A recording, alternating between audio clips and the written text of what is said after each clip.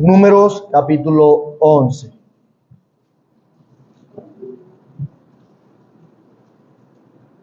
¿Estamos ubicados?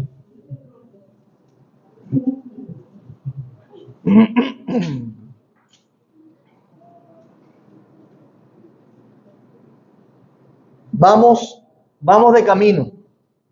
No hemos llegado. Vamos a orar. Padre bueno, gracias porque podemos cantarte a ti. Perdona las veces que nos acercamos a ti y no son en el nombre de Jesús, pensando en Cristo como nuestro mediador. Perdónanos las veces que venimos acá y no te cantamos a ti, sino que tenemos una actitud fría, superficial e indiferente. Te rogamos que ayude a nuestros corazones para valorar y aprovechar cada tiempo que tenemos como iglesia reunidos, sabiendo que tú has prometido estar con nosotros mientras nos reunimos en tu nombre. Tú has decidido acompañarnos cuando te cantamos a ti, cuando predicamos tu palabra. Eres tú quien está dirigiendo a tu pueblo. Glorifícate, por favor, y fortalece la esperanza que tenemos en nuestros corazones. Ayúdanos. Salva a pecadores y edifica tu iglesia. En el nombre de Jesús oramos. Amén.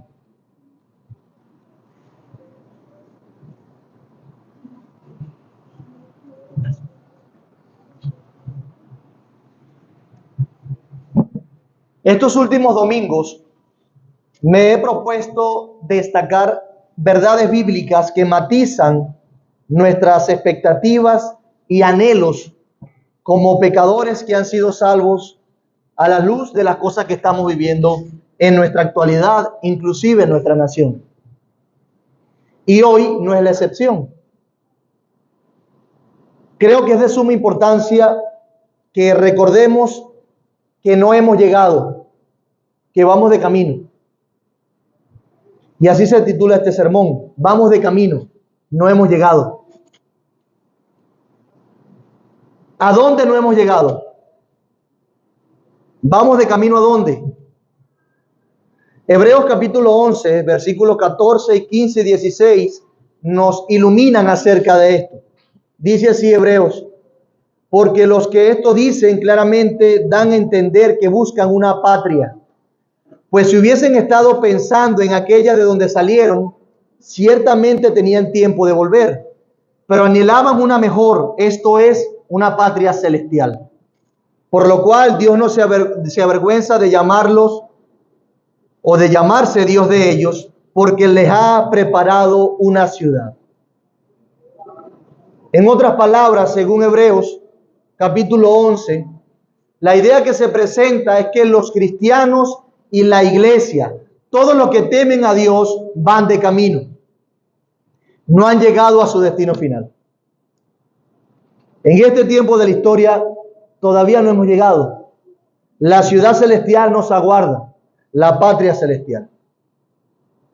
Y hoy tengo el propósito de considerar un pasaje que nos servirá para recordar esta verdad. Y no solo eso, también este pasaje nos servirá para aprender de los errores de nuestros antepasados. Nos servirá para animarnos a seguir adelante, y además nos va a educar este pasaje acerca del camino que Dios ha preparado con nosotros, para nosotros, y nos pondrá en perspectiva.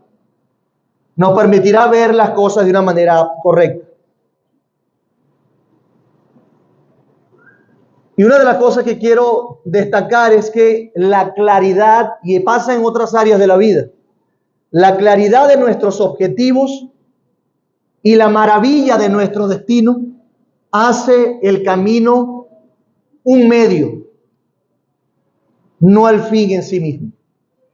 Repito, la claridad de nuestros objetivos y la maravilla de nuestro destino hace el camino un medio, no el fin en sí mismo. Y tomaremos como texto base Números 11, en el cual no seremos exhaustivos, claramente es un pasaje bien largo, pero sí nos valdremos de la fuerza que tiene todo el libro de Números a saber que Moisés narra cómo Dios estaba llevando al pueblo de Israel a la posesión de la tierra prometida. Así como nosotros, también Israel se encontró en su momento caminando hacia Canaán, lo que sería su Jerusalén, su patria prometida.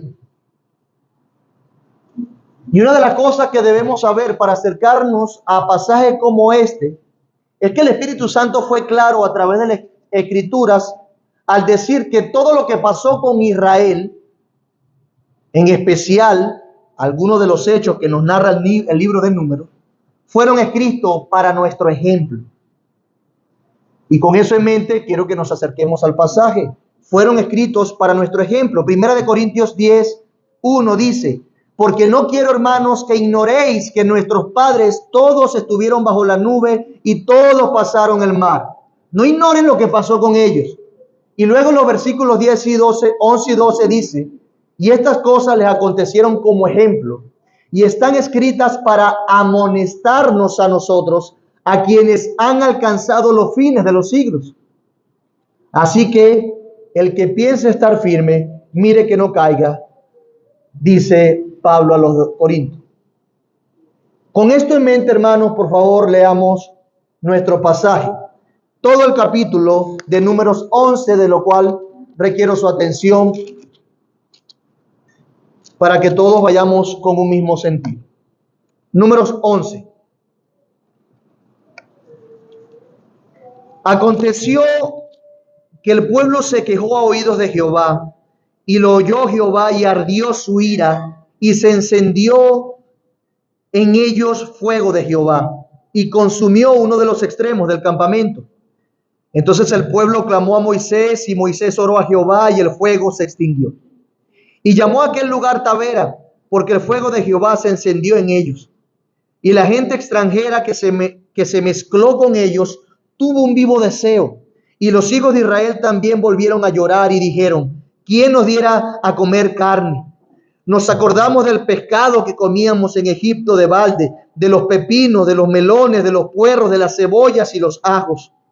Y ahora nuestra alma se seca, pues nada sino este maná ve en nuestros ojos. Y era el maná como semilla de culandro, y su color como color de bedelio. El pueblo se esparcía y lo recogía, y lo molía en molinos, o lo majaba en morteros, y lo cocía en caldera, o hacía de él tortas. Su sabor era como sabor de aceite nuevo. Y cuando descendía el rocío sobre el campamento de noche, el maná descendía sobre él. Y oyó Moisés al pueblo que lloraba por sus familias, cada uno a la puerta de su tienda, y la ira de Jehová se encendió en gran manera. ¿También le pareció mal a Moisés? Y dijo Moisés a Jehová: ¿por qué has hecho mal a tu siervo? ¿Y por qué no he hallado gracia en tus ojos, que has puesto la carga de todo este pueblo sobre mí? ¿Concebí yo a este pueblo? ¿Lo engendré yo para que me digas: llévalo en tu seno, como lleva la que cría al que mama, a la tierra de la cual juraste a sus padres? ¿De dónde conseguiré yo carne para dar a todo este pueblo? Porque lloran a mí diciendo: danos carne que comamos. No puedo yo solo soportar a todo este pueblo, que me es pesado en demasía. Y si así lo haces tú conmigo, yo te ruego que me des muerte, si he hallado gracia en tus ojos, y que yo no vea mi mal. Entonces Jehová dijo a Moisés: reúneme 70 varones de los ancianos de Israel, que tú sabes que son ancianos del pueblo, y sus principales, y tráelos a la puerta del tabernáculo de reunión, y esperen allí contigo. Y yo descenderé y hablaré allí contigo, y tomaré del espíritu que está en ti, y pondré en ellos, y llevarán contigo la carga del pueblo, y no lo llevarás tú solo. Pero al pueblo dirás: santificaos para mañana, y comeréis carne, porque habéis llorado en oídos de Jehová, diciendo: ¿quién nos diera de comer carne? Ciertamente mejor nos iba en Egipto. Jehová pues os dará carne y comeréis. No comeréis un día, ni 2 días, ni 5 días, ni 10 días, ni 20 días, sino hasta un mes entero, hasta que os salga por las narices y la aborrezcáis, por cuanto menospreciasteis a Jehová, que está en medio de vosotros, y llorasteis delante de él, diciendo: ¿para qué salimos acá de Egipto? Entonces dijo Moisés: 600,000 de a pie es el pueblo en medio del cual yo estoy, y tú dices: les daré carne y comerán un mes entero. ¿Se degollarán para ellos ovejas y bueyes que le basten? ¿O se juntarán para ellos todos los peces del mar para que tengan abasto? Entonces Jehová respondió a Moisés: ¿acaso se ha acortado la mano de Jehová? Ahora verás si se cumple mi palabra o no. Y salió Moisés y dijo al pueblo las palabras de Jehová, y reunió a los 70 varones de los ancianos del pueblo, y los hizo estar alrededor del tabernáculo. Entonces Jehová descendió en la nube y le habló, y tomó del espíritu que estaba en él, y lo puso en los 70 varones ancianos, y cuando pasó sobre ellos el espíritu, profetizaron y no cesaron. Y habían quedado en el campamento 2 varones, llamados el uno Eldad y el otro Medad, sobre los cuales también reposó el espíritu. Estaban estos entre los inscritos, pero no habían venido al tabernáculo, y profetizaron en el campamento. Y corrió un joven y dio aviso a Moisés y dijo: Eldad y Medad profetizan en el campamento. Entonces respondió Josué, hijo de Nun, ayudante de Moisés, uno de sus jóvenes, y dijo: Señor mío Moisés, impídelos. Y Moisés le respondió: ¿tienes tú celos por mí? Ojalá todo el pueblo de Jehová fuese profeta, y que Jehová pusiera su espíritu sobre ellos. Y Moisés volvió al campamento, él y los ancianos de Israel. Y vino un viento de Jehová y trajo codornices del mar, y las dejó sobre el campamento, un día de camino a un lado y un día de camino al otro, alrededor del campamento, y casi 2 codos sobre la faz de la tierra. Entonces el pueblo estuvo levantado todo aquel día y toda la noche, y todo el día siguiente, y recogieron codornices. El que menos recogió 10 montones, y las tendieron para sí a lo largo alrededor del campamento.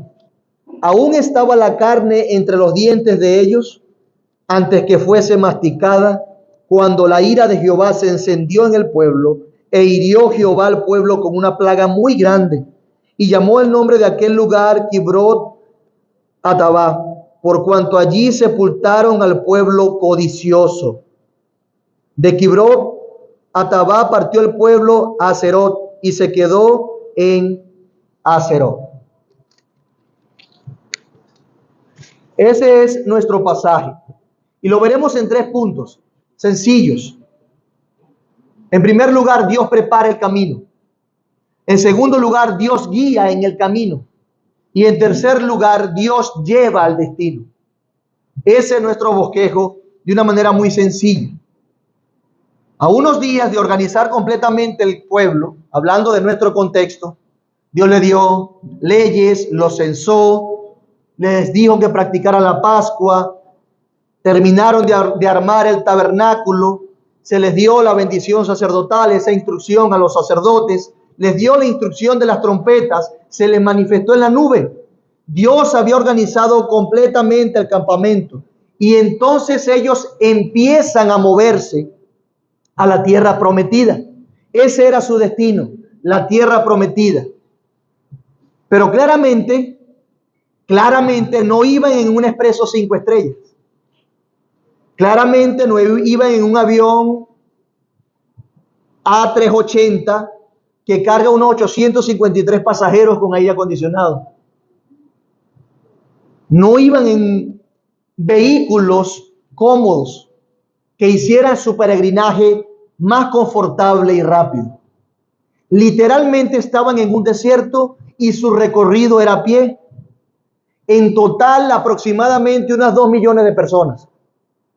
Se cuenta que a pie eran aproximadamente 600,000, 603,000 los que podían ir a la guerra. Pero en cálculos se dice que hay que contar por cada persona como esa 2 o 3 más. Estamos hablando de un estimado de 2 millones de personas, una cantidad importante, caminando en el desierto. Aunque ellos no tenían todas las comodidades, sí tenían lo necesario, sí tenían los portentos gloriosos. Ellos sí tenían la nube y la columna de fuego. Es decir, ellos contaban en el inicio de su peregrinaje con la mismísima presencia del Señor. Todo esto era suficiente para emprender ese viaje con firmeza, con templanza, por todo aquel desierto. Dios los había llevado hasta allí. Y Dios también los llevaría a su destino. Los introduciría en su destino. Pero el problema es que unos pocos días al salir, empiezan las incomodidades. Incomodidades que no era producto del carácter fastidioso y cansón del Señor. No.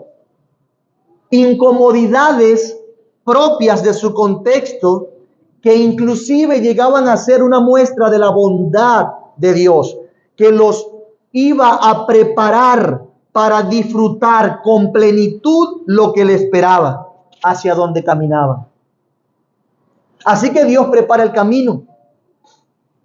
Y un pasaje que nos ayuda a entender muy bien este peregrinaje de los hebreos a la tierra prometida es el siguiente, Deuteronomio 8, versículo 2. Porque ese pasaje nos va a permitir tener un contexto más concreto de los propósitos de Dios para el pueblo en el desierto. Deuteronomio 8:2 dice: y te acordarás de todo el camino por donde te ha traído Jehová tu Dios estos 40 años en el desierto. ¿Para qué Dios lo incluyó en el desierto? Para afligirte, para probarte, para saber lo que había en tu corazón, si habrías de guardar o no sus mandamientos. Había un factor de preparación aquí, de prueba. Dios estaba examinando el corazón de Israel. El camino era un camino de preparación. Ellos debían entender que así, como de manera milagrosa Dios los sacó de la esclavitud, que así como se manifestó con poder en aquel momento cuando le estaba dando la ley en el monte Sinaí, así mismo Dios los sostendría. Ellos debían entender eso. E insisto, estas cosas se escribieron, hermanos, para que no cometamos los mismos errores que cometieron ellos. Así que escuche bien, que no cometamos los mismos errores en nuestro peregrinaje. Y en medio de eso, sabiendo que Dios había puesto ese camino para prepararlos para la bendición más grande que había, se ven dos quejas, por lo menos en nuestro pasaje, nos limitaremos allí. En primer lugar, el pueblo se quejó, si se dan cuenta, una queja que terminó en un fuego que consumió los alrededores del campamento. Números 11, 1 y 2 nos dice: aconteció que el pueblo se quejó a oídos de Jehová, y lo oyó Jehová, y ardió su ira, y se descendió en ellos fuego de Jehová, y consumió uno de los extremos del campamento. Entonces el pueblo clamó a Moisés, el mediador de ese pacto, quien tenía una buena relación con Dios, y Moisés oró a Jehová, y el fuego se extinguió. Esta queja posiblemente era porque ya estaban dándose cuenta de lo que implicaba ser un pueblo nómada que iba a recorrer el desierto. Las cosas seguramente no serían fáciles. Tenían que agarrar el campamento, levantarlo y caminar con toda su gente. El tabernáculo igual. Seguramente se estaban dando cuenta, se quejan, Dios los castiga. Pero noten que Dios castiga y purifica con fuego al pueblo. Ese castigo no es solamente un castigo, personas murieron allí. De manera que hay una purificación. Dios quitó a aquellos que no estaban contentos, o escúchese bien, Dios quitó a aquellos que no estaban entendidos de que solo ese era el camino, no el fin. No debían esperar más mientras viajaban. Era solo el camino. Ahora bien, hay una segunda queja, pero esta segunda queja fue por comida y Moisés se explaya más para explicarla. Y en esta queja, Moisés quiere destacar algo, un detalle importante. Vea los versículos 4, 5 y 6. Y la gente extranjera que se mezcló con ellos tuvo un vivo deseo. Si usted está leyendo en Nueva Traducción Viviente o en la textual, se va a dar cuenta que habla de chusma inclusive, o un término despectivo para hablar de esa gente que se involucró con Israel. El punto es que esa gente tuvo un vivo deseo. Sus corazones anhelaron algo. Y los hijos de Israel también volvieron a llorar. Y dijeron, ¿quién nos dará a comer carne? Nos acordamos del pescado que comíamos en Egipto, de balde. Es decir, comíamos cuando queríamos, así no tuviésemos nada, teníamos pescado allí, sin hambre.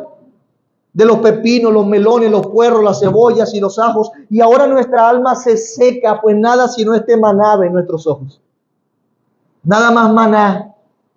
Estoy fastidiado del maná. Entonces, noten que la gente que estaba acostumbrada a otros privilegios, a otro tipo de vida, los influyó negativamente. Esta gente, si somos precisos, no fue elegida, no estaban dentro del pacto. Tenían, o mejor dicho, no tenían en su corazón las expectativas de un lugar de reposo, de consuelo y de adoración. Ellos estaban buscando su reposo allí y ahora. Esta gente posiblemente salió de Egipto con ellos y posiblemente también eran aquellos que se unieron a aquella nación que había salido con maravillas de Egipto. Y seguramente pudieron haber pensado ellos, esa nación se va a establecer con poder y riqueza pronto. Mira todo lo que ha pasado con ellos. Yo me les pego atrás. Podemos ver y entender que sus intereses eran un desarrollo humano, pero el interés de esta gente extranjera no era establecer una relación con el Dios que trajo a ese pueblo para que le adorara. Tenían intereses diferentes y esos intereses influyeron negativamente en la nación de Israel, que sí era la nación del pacto. Ellos de alguna manera le hicieron pensar al pueblo de Dios que se merecían y necesitaban algo más en ese momento.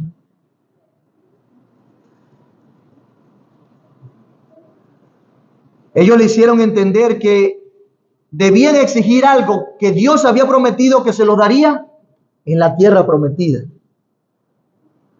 donde efectivamente fluía leche y miel. En ese desierto no fluía leche y miel. Ese no era su lugar de reposo. Y pecaron. Por eso es que Dios decide recordarles algunas cosas. ¿Qué le dice Dios al pueblo?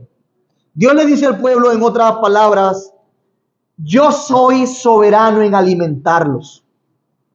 De hecho, tan soberano que Dios le dio carne y mucha. Versículos 31 al 33, ¿lo recuerdan? Porque el punto aquí no es que Dios no tuviera el poder para darles carne. No es que Dios no tuviera el plan de darles carnes y que ellos se alimentaran con carne también.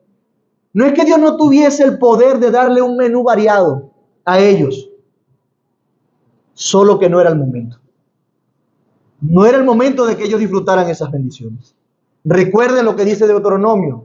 El desierto fue un lugar de preparación y prueba para ver lo que estaba en sus corazones. Por eso le dice a Moisés, ante la duda, y le recuerda, yo tengo el poder para darles carnes, aquí y ahora, pero no lo he hecho aún, porque eso no forma parte del camino. De hecho, Números 11, 22 y 23 dice, se degollarán para ellos ovejas y bueyes que les basten. Eran muchos. O se juntarán para ellos todos los peces del mar para que tengan abasto. Entonces Jehová respondió a Moisés, ¿acaso se ha cortado la mano de Jehová? Moisés, ¿dudas de mí a esta altura? ¿Vas a pensar como ellos? ¿Se ha cortado la mano de Jehová? Ahora verás si se cumple mi palabra o no. Dios estaba enseñándoles que en su sabiduría estaban en el lugar correcto, en el momento correcto, comiendo lo correcto. Él estaba dirigiendo su camino.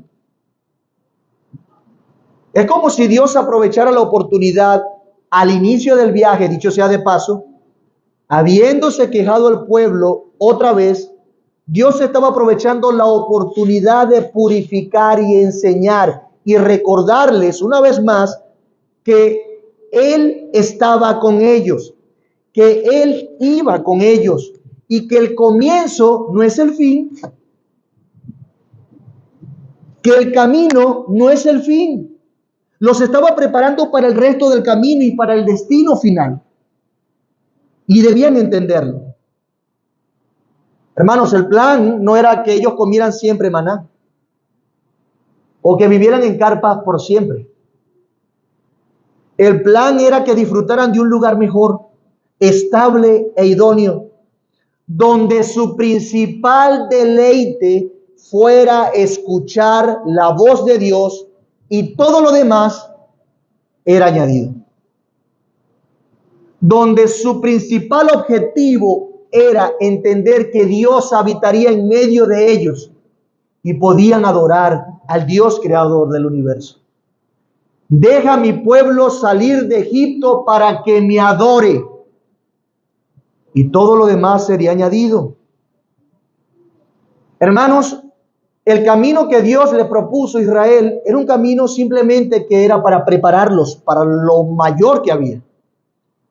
Además, ese camino claramente contrasta el destino. El camino no es el fin. En el peregrinaje ellos debían saber, viendo las dificultades, pero pronto llegaremos. Había un contraste. Además que el camino evidenció que estaba en el corazón de ellos. Ese era el objetivo de Dios también, según Deuteronomio. ¿Y qué había en su corazón? Descontento, queja y un anhelo de cosechar todas las comodidades en el aquí y el ahora. Hermanos, la queja es el grito del anhelo insatisfecho del alma. La queja es el grito del anhelo insatisfecho del alma. Y ellos lo demostraron allí. Pero Dios estaba preparándolos nomás en ese peregrinaje. Pero no solamente Dios prepara el camino y sus propósitos, sino que también Dios guía en el camino. Es por ahí, yo lo voy a probar y me voy. No, Dios guía en el camino. Dios los estaba guiando. Y en esa guía bondadosa y fiel, el Señor estaba con su vara marcando el camino. Con su vara. De hecho, es claro en el pasaje que Dios los disciplinó, Dios los castigó. Como les dije antes, Dios purificó el pueblo. Su mano no se acortó para hacerles bien. Su brazo no se había cortado para ellos. De hecho, estaba tan vigente su compromiso con ellos, su amor por ellos, pero también su poder para guiar y cuidarles, que les dio carne como castigo, los disciplinó. Una vez más, entonces la cuestión no es si Dios puede o no, sino lo que Dios está haciendo conforme a sus propósitos eternos. Hermanos, una vez más, no es si Dios puede resolver las situaciones de nuestra vida o del mundo entero. Lo que está en cuestión aquí no es el poder de Dios, sino lo que Dios está haciendo. Y eso nos da una perspectiva correcta para andar. Dios seguramente iba a seguir disciplinándolo más adelante cuando leemos. Pero en este momento era importante que ellos recordaran que Él estaba con ellos guiándolos. El capítulo 10 nos enseña claramente que a la voz de las trompetas y además cuando se movía la nube, ellos se movían. Y noten las palabras de Moisés en Números capítulo 10, unas palabras antes.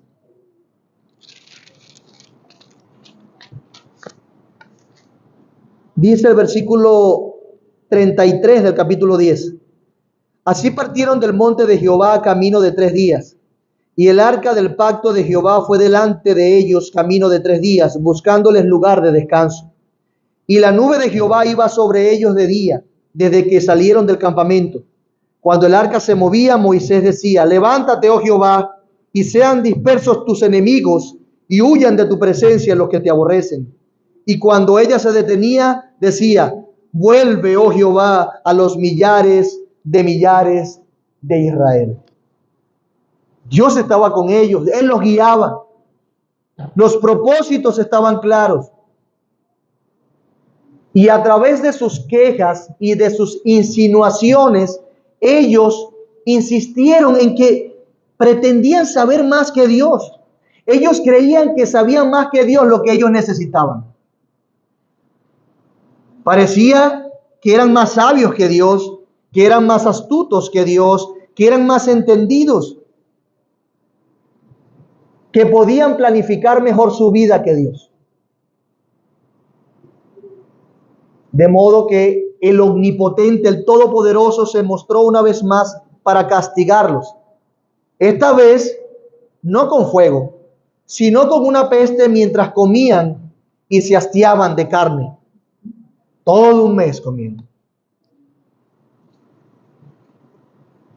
Estaba haciéndoles entender Dios a este pueblo que de ninguna manera debían comparar su juicio, el juicio personal de ellos, con el de Dios. Y estaba haciéndoles entender que de ninguna manera debían comparar y anhelar Egipto con Jerusalén. ¿Cómo era posible que ellos anhelaran Egipto y su esclavitud, lo que tenían antes? Porque Dios los había bajado de nivel. Ahora comen peor. Ahora no tenían la plata que tenían antes. Ahora no tenían los privilegios que tenían antes. No tenían una nación estable como la tenían antes. Ni las casas de barro como la tenían antes. Ni los peces que tenían antes. Dios no bajó de nivel. Ellos no podían comparar Egipto con Jerusalén, a donde iban. Es decir, con las promesas y los beneficios que Dios estaba dándoles. Era un atentado contra la bondad de Dios lo que estaban haciendo. Perdieron la perspectiva y se quejaron. Por eso Dios los castigó. Ni siquiera, mi amado hermano, ni siquiera el camino era comparado con Egipto. El desierto donde estaban no se podía comparar con Egipto. En Egipto estaban esclavizados, no podían adorar a su Dios. Y en el camino tenían a Dios, su presencia. Y era mucho mejor que Egipto. Así no tuvieran carne que comer. Y Dios quiere hacerle entender eso. No debían comparar ni siquiera el camino con Egipto. ¿Cómo van a decir que estaban mejor en Egipto? Nos acordamos del pescado que comíamos en Egipto de balde. Y fíjense que el versículo 6 dice además, y esto muestra el inmenso descontento y donde estaban poniendo su corazón. Nuestra alma se seca. Aquí pasaron del ámbito físico de su cuerpo a su alma, lo que anhelaban. Nuestra alma no está contenta, está seca. No encuentra sentido alguno que estemos en este desierto padeciendo lo que estamos padeciendo y comiendo lo que estamos comiendo. Nuestra alma se seca, decían ellos. No es suficiente lo que Dios es o ha hecho por nosotros. Estaban prefiriendo la comida y la estabilidad más, o la estabilidad de Egipto, que la estabilidad que Dios le estaba dando. Y ese es un punto crucial. Dios estaba guiándolos con disciplina para que entendieran que Él era más que un prestador de servicios. Dios estaba disciplinándolos y llevándolos por allí para que ellos entendieran que Dios mismo era la razón de su libertad, de su salvación. Dios estaba haciéndoles entender que Él era su razón de ser. No hay otra cosa más que valiera tanto la pena como Dios mismo. Sus almas no deberían estar secas, porque sus almas no dependían de lo que comieran, sino del Dios que los hizo y que los salvó. Su respuesta tenía que ser de maravilla y admiración ante el Dios que estaba obrando de tal manera entre ellos. Ellos deberían haber estado maravillados por eso, porque Dios estaba haciendo eso. Mira lo que dice Deuteronomio 8:3. Y te afligió y te hizo tener hambre, y te sustentó con maná, comida que no conocías tú, ni tus padres la habían conocido, para hacerte saber que no solo de pan vivirá el hombre, mas de todo lo que sale de la boca de Jehová vivirá el hombre. ¿Les suena parecido? ¿Qué estaba haciendo Dios con Israel? Hermanos, no es importante lo que comes cuando ya entiendes que estás con el Dios del universo, el Salvador de tu alma. Cuando Dios en Cristo resuelve todos nuestros problemas, los resuelve en la cruz. Ya todos los demás no es tan importante como lo que se resolvió en la cruz. Eso nos da una perspectiva correcta en nuestro peregrinaje. Dios debía ser el objeto de adoración. Debían entender que su existencia tenía sentido, era por Dios. Si Dios estaba con ellos, si Dios estaba entre ellos, si Dios estaba a favor de ellos, si Dios estaba cuidando de ellos, si Dios los había salvado de la esclavitud, su alma nunca estaría seca. Al contrario, de su alma estaría rebosante, manando ríos de agua viva. Así debía estar su alma. El creador y dueño del universo estaba con ellos. Seca no, ríos de agua viva.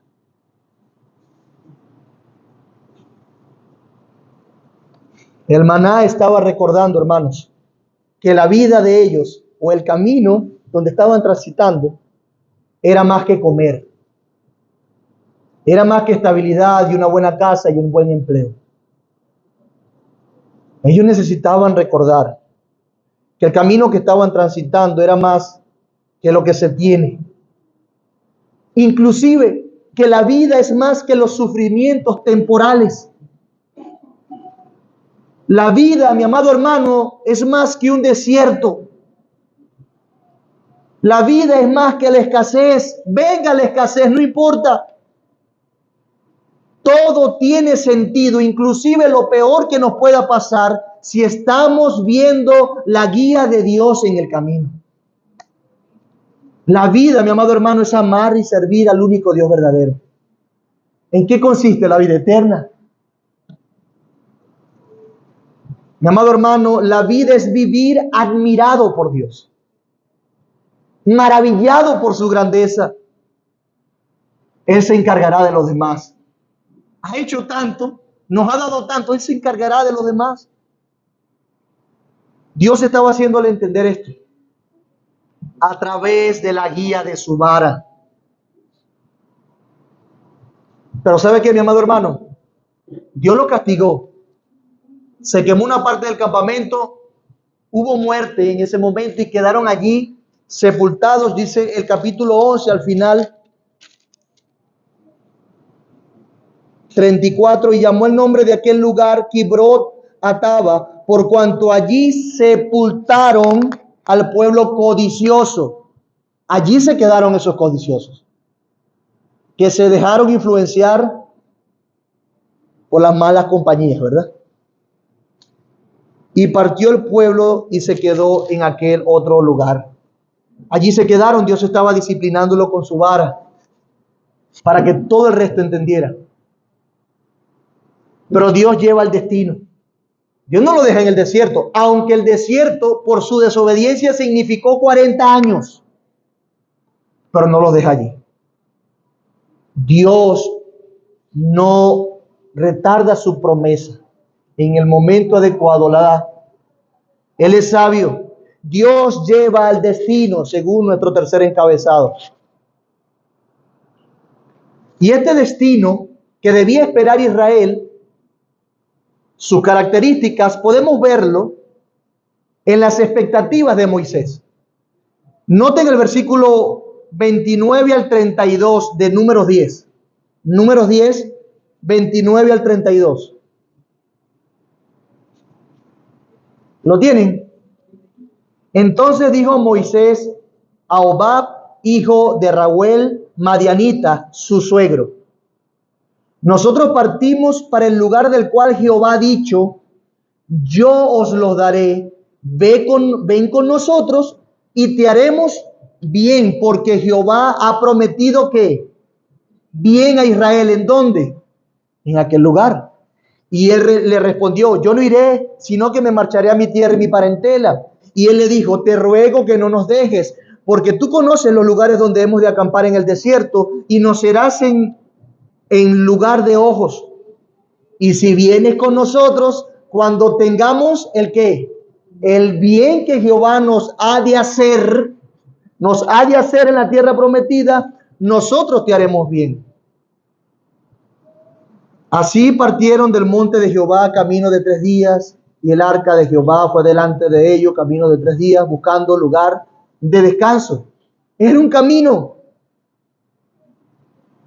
Dios dijo que daría bien, que le haría bien a este pueblo. ¿Y saben qué? Así será, así era. Dios ha prometido bien a Israel, así lo hará. Y nosotros te recordaremos a ti si nos ayudas a llegar a la tierra prometida. Es lo que Moisés le estaba diciendo. Es decir, que ese lugar y sus características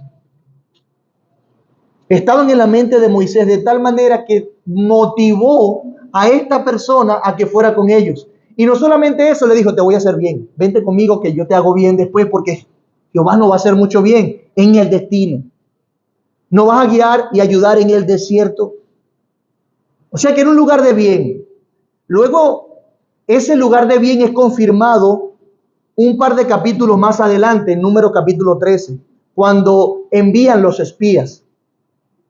13:27 dice: y les contaron diciendo los espías: nosotros llegamos a la tierra a la cual nos enviaste, la que ciertamente fluye leche y miel, y este es el fruto de ella.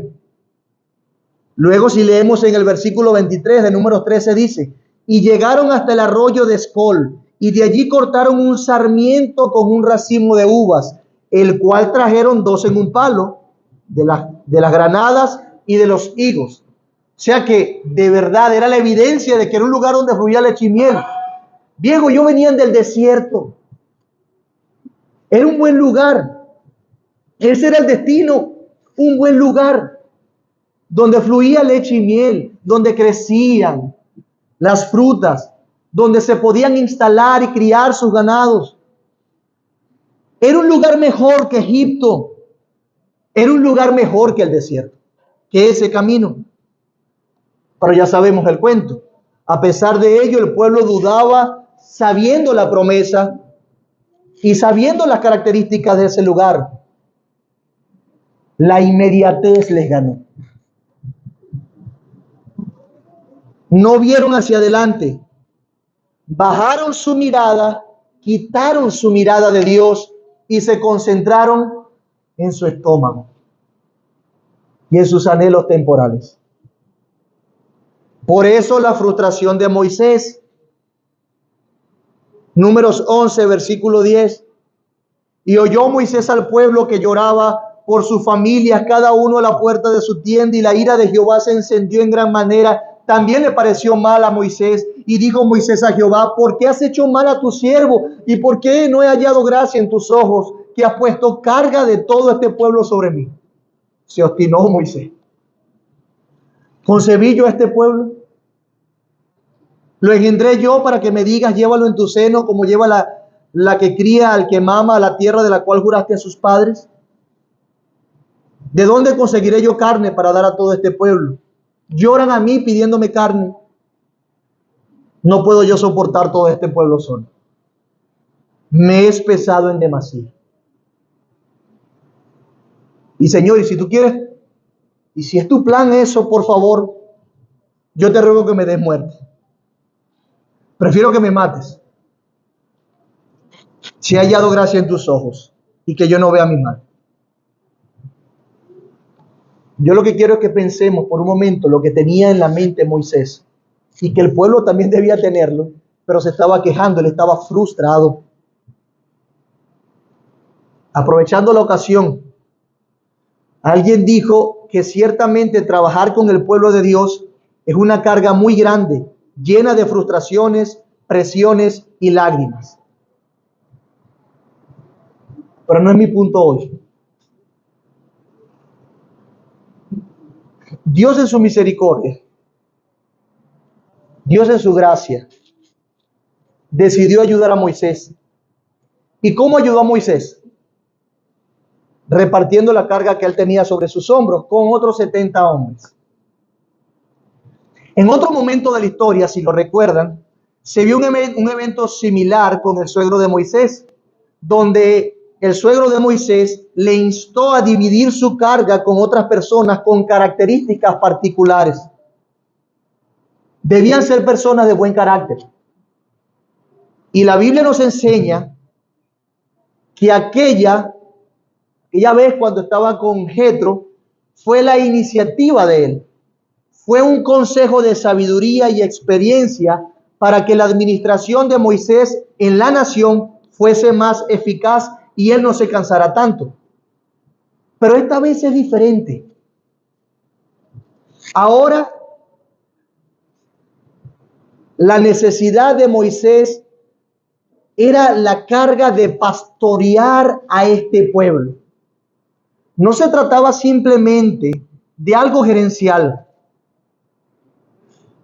Parece que Moisés en este caso solamente él entendía el propósito divino.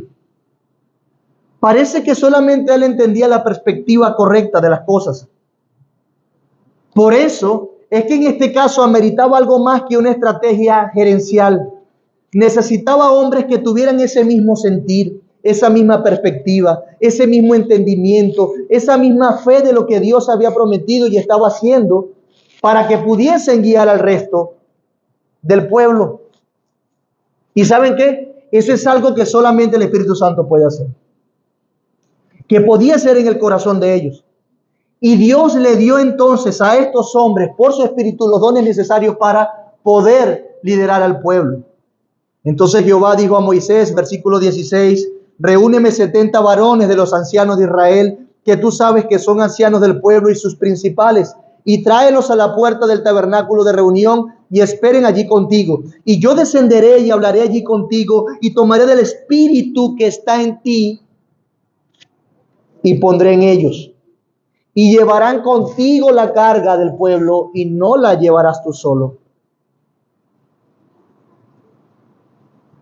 Moisés hizo así, escogió a los ancianos. Y salió Moisés, los aparta y los reunió alrededor del tabernáculo. Entonces descendió en la nube y le habló. ¿Qué hizo Dios? Le habló. ¿A quiénes? A estos hombres. Y tomó del espíritu que estaba en él y lo puso en los 70 varones ancianos. Y cuando posó sobre ellos el espíritu, profetizaron y no cesaron.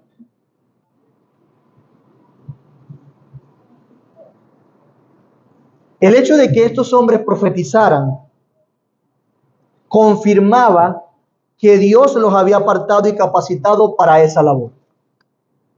Y esa profecía no era que estaban anticipando cosas futuras de bien ni declarando cosas extrañas sobre Israel. Esa profecía significaba simplemente que estaban recordando y hablando de lo que Dios era y había prometido, hacia dónde iban, de los propósitos de Dios. Entonces Dios los capacita y en la carga quedaría más ligera para Moisés. Josué en ese momento tuvo celos porque otros que no se acercaron al tabernáculo profetizaron también. Y es interesante una vez más, ¿para qué se registra ese detalle?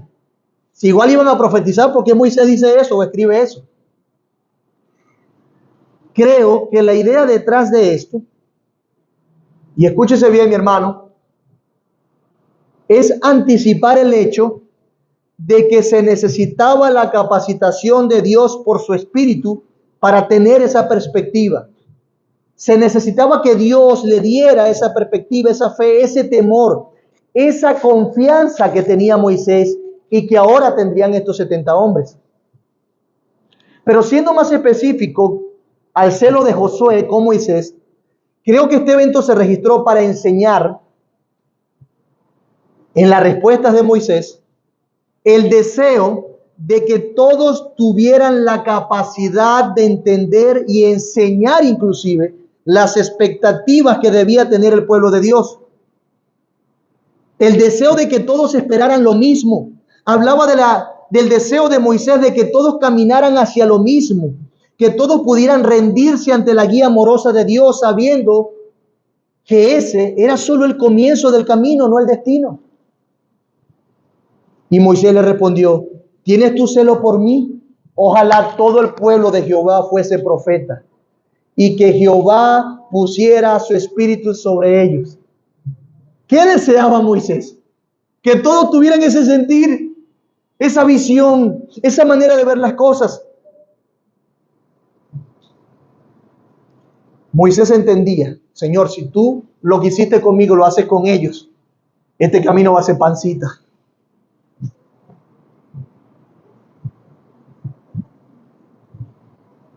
Hermanos, este evento también nos enseña cómo Dios estaba llevándolos a su destino.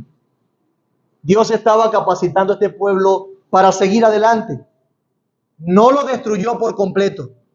Lo purificó, disciplinó e identificó a quienes estaban realmente adorando a Dios y quienes iban a la tierra prometida por sus promesas. ¿Quiénes querían a Dios? En otras palabras, Dios a través de toda esta situación identificó quiénes iban por Dios y sus promesas y quiénes querían las promesas y no a Dios. Dios identificó quiénes estaban en ese pueblo por Dios mismos y quién estaba en ese pueblo porque querían los beneficios.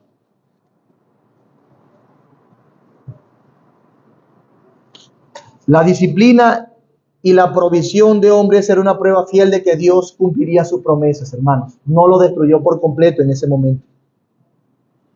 Pero ese buen deseo de Moisés no se quedó allí. El Espíritu no se equivocó al inspirarlo para que le diera esa respuesta a Josué.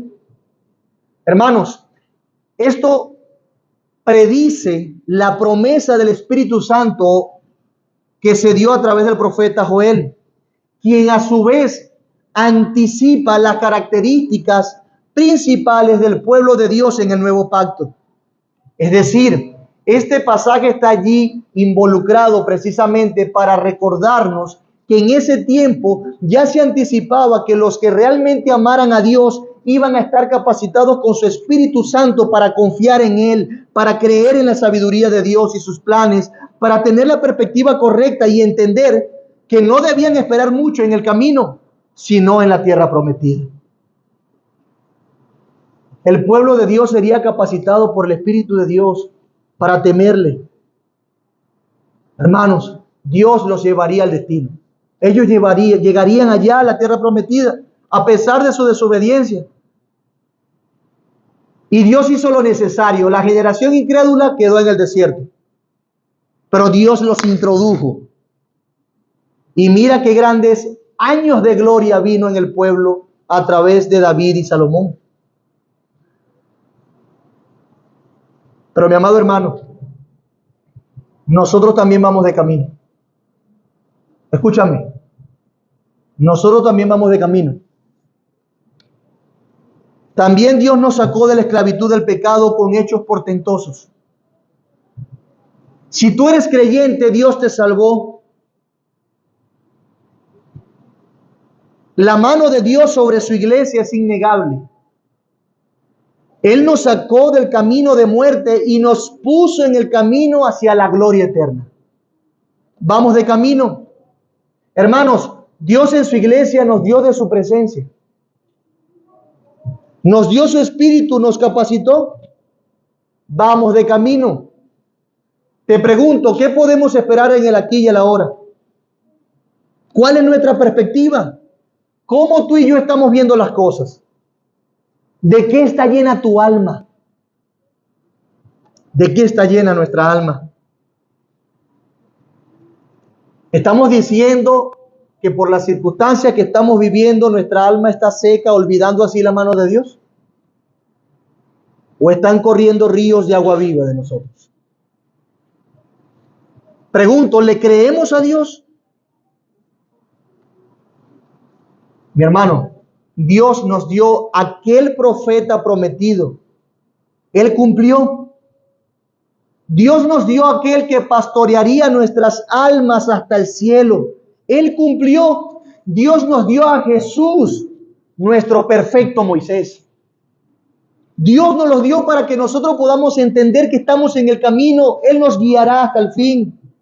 Nos mostró la certeza de sus promesas.